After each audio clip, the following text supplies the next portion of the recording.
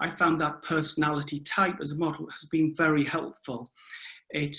I originally started to use it with young people, and I would go into schools and deliver a session to a year group, say year 11, and the teachers would be standing around the side, and invariably they'd come up and say, "Oh, this is good. Can you come back and do this session for us?" And that's been the impact of the personality types had with me. It really helps people relax and think about themselves, their strengths, who they are, where they want to be. It really is a doorway into helping people think about what's important to you, and then how are you able to make changes. Two teachers, a job shared.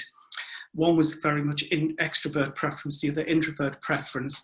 And the extrovert preference teacher said, "Oh, it's funny, if I have the class after you, the introvert teacher have had them, it takes me 15 minutes to get them whooped up and ready to learn." And the introvert teacher said, "Well, that's funny, because when I get them after you've had them, it takes me 15 minutes to get them calmed down and ready to learn."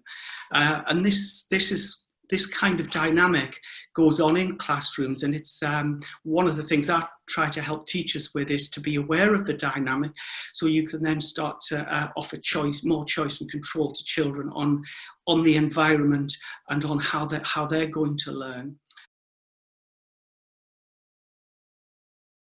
Real learning happens when we're enjoying the learning, not when it's been, in a lot of the curriculum, the knowledge-heavy curriculum. It seems to be we learn experientially, and things like outdoors and all of the things that children have been able to see. How do you develop the love? Well, that would be things like, and I think with love, there's two parts to it. There's the oxytocin stuff. That's to connect with people. And I've not met any teacher that I would think is a brilliant teacher, liked by their students, that doesn't practice love. That they've taken time to build a personal connection with a child that is meaningful to both of them. They know each other enough, so that has to be there. Sometimes I'm invited to go in and work with it's called the nurture group or something, but usually the clue is they're in a porta cabin a mile away from the main school building. So this gives you a hint as to that they're basically trouble. And I'll go and work with these children, and invariably 2/3 of them will be the personality type of either ENTP or ESTP. And that's either your Bart Simpson or your Noel and Liam Gallagher kind of personality. So probably the worst thing you can do is put all of those children together in one porta cabin and expect them to sit and experience the traditional curriculum. It's just a disaster, a recipe for disaster. So those children do need all of the other things. And one of the nice things is with personality is when those children recognize their personality. So what they're good at is they're iconoclasts. They will stand up for what they believe in. They will call out injustice if they say it. And if I say that and they say, yeah, that is me. Yeah, that's quite good. And so when is that good for you? When does that get you into trouble? And they'll say things like, well, it gets me into trouble. One girl said, well, if I hear a teacher talking shite, I'll tell them. And I said, well, we can admire your sense of honesty and wanting to share your views, but can you perhaps see why that might be a problem to the teacher, particularly if there's a class of 30 other people in that room, what that might do, what are the dynamics? And oh yeah, maybe, yeah.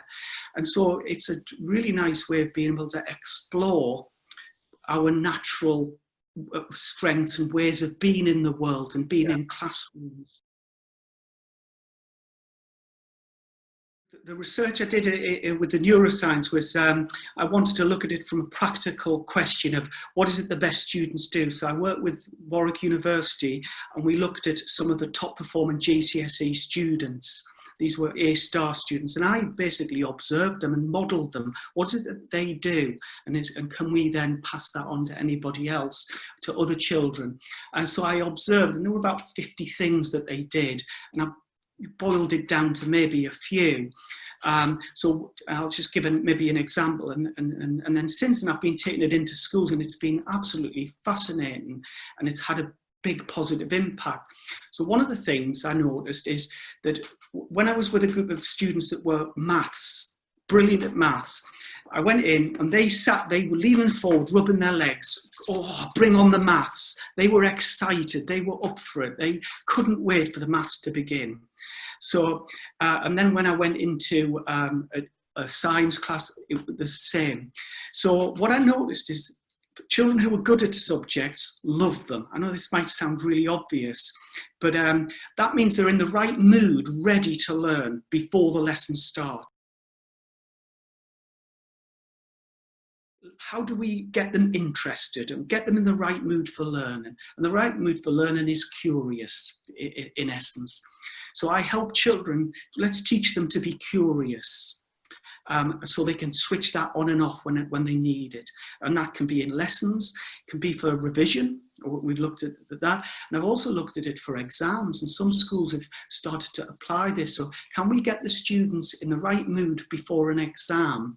And if we do, will it improve the performance? And the research suggests it does.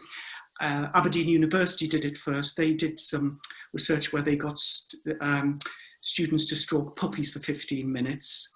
And then they did the exam, and the control group didn't stroke puppies, and they didn't do as well in the exam, and that was linked to oxytocin, the cuddle chemical, the hormone that makes us relaxed and a little bit more creative. So if we're in the right mood before an exam, our performance will improve. For a teacher to help a student learn well, they've got to sort of pull the levers of these three. So they've got to offer students a chance to have oxytocin, serotonin. That's the love bit. They've also got to have some cortisol and testosterone. There's got to be a bit of stress, a bit of like, oh, this is a challenge, and there's got to be the curiosity and love for learning.